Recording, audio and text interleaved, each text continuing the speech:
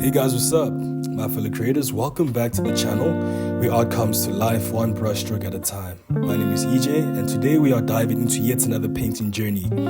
So whether you are here for the inspiration, the techniques, or just to vibe with the overall process, you are most definitely in the right place. So grab your coffees, drinks, or etc. Relax and let's try get the creative juices flowing.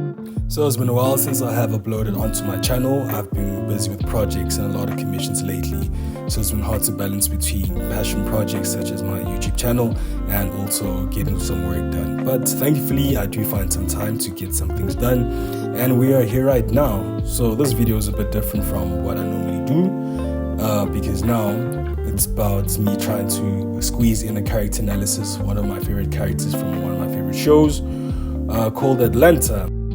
So at this point, the key of the whole process is to prepare as much as you can. So as you can see, I'm preparing the colors, trying to match the colors of the subject as much as I can. So when I do start painting, it's easier to paint. So at this part of the process, it's all about preparation. Right now, I am pre-mixing the colors towards the subject as much as I can so I can get as much detail from the base layers. As they build up, you'll see them looking a lot more convincing alongside the video as I go along. So at this point, it's a little bit about trial and error and experimenting, see what works best for you, matching the colors closest as you can. So from the moment he steps in on screen, you know something is very off and deeply weird is about to happen, sometimes philosophical. So to me, Darius is like the friend we all need but might not deserve. Quite quirky, sometimes mysterious, and always one thought away from blowing your mind with some cosmic truth. And the thing about Darius is that his randomness isn't just for laughs. There's a purpose behind that laid back, drifting through life, unambiguous mindset that he carries throughout his character in the screen, in the show. In Atlanta, every character is unique, but Darius feels like he's been pulled from a completely different genre altogether. One that mixes philosophical musings, surreal comedy, and cosmic truth. While Paperboy is chasing fame and Ern is chasing success, when it comes to Darius, he's chasing something else entirely.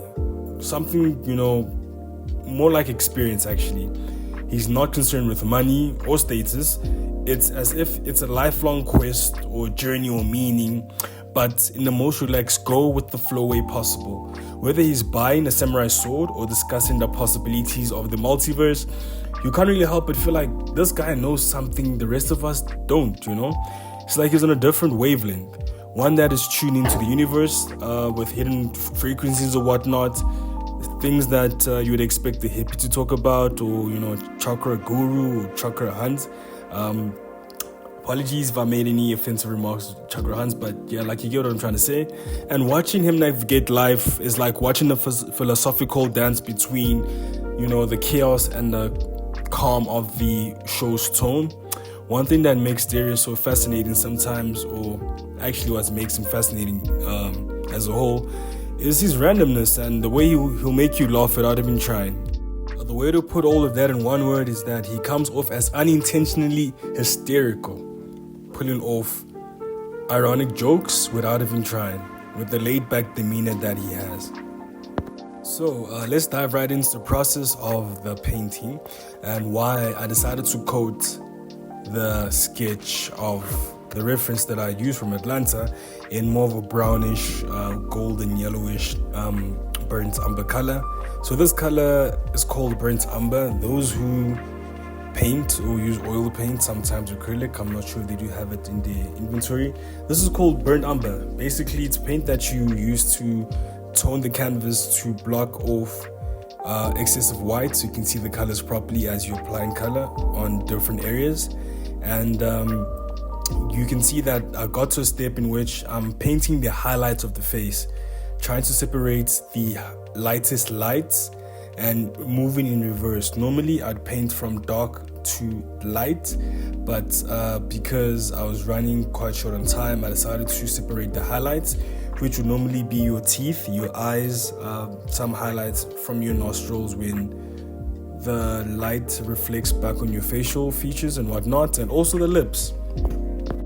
So as I'm applying color to the necessary areas of the portrait or the actual painting, you would notice that I sometimes tend to jump around because I do get distracted when I'm painting. I try and get all the dark areas out of the way, or all the relative areas in terms of color out of the way, so I can move on to the next relative color. For example, I started with the white areas, but now I'm going towards more of the shadows on the neckline, more of the dark areas that there's not much visible light. You would see that I'm painting the shadows of the hat, the beanie, whatever, I don't know what you call that thing that is currently wearing. But yeah, basically the main idea is to get the shadows out of the way and to try and get one similar or familiar color painted and onto the next color that is closest to it, or rather one color out of the way so you can focus on the next. So at this point I decided to record in time lapse because it saves time when I'm trying to explain videos.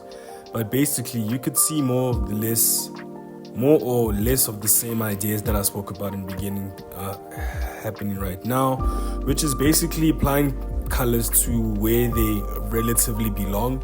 So I try not to think too much about it. I try not to over perfect the color. I try to get the basic outlook of what the color would look like when I am painting portraits, or whenever I'm painting anything in general. It's about covering the surface area as much as you can. I like to refer when coloring, when painting on canvas, actually, I like to refer, the easiest way to think about it is when you think of a coloring book, when all you're trying to do is filling areas of color that were not filled in before, just to get an overview of a sense of what you are coloring.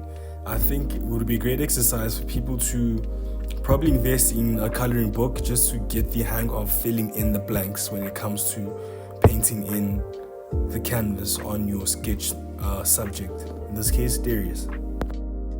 And the materials I'm using for this one, normally I always use oil paint.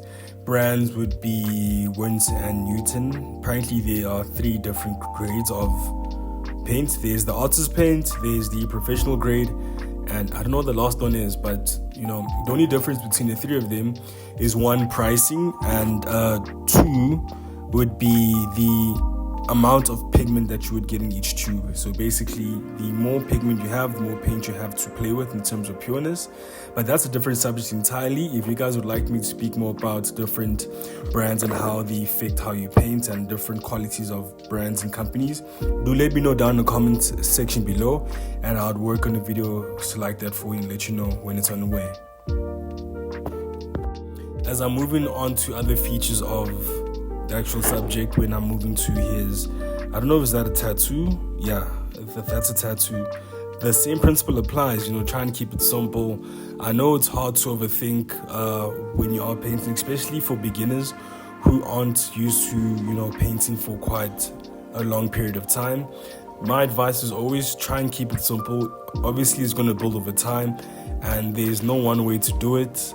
Trust that whatever you do is going to build on to the next, and thereafter, and each and every action you add onto the canvas counts for something. Think of it as painting in layers or doing anything in layers. The more you add, the more depth and nuance you add onto your piece, and that gives the illusion of shadow, the illusion of color.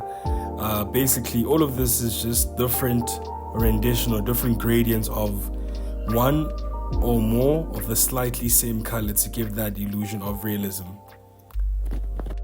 So why I decided to paint this reference in the first place is because I like the setting it's in. It's a challenging lighting scenario.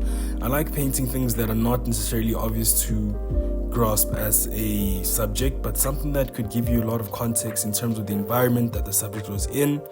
And sometimes I tend not to complete my paintings because I like to give that space to let the viewer wander around the actual piece.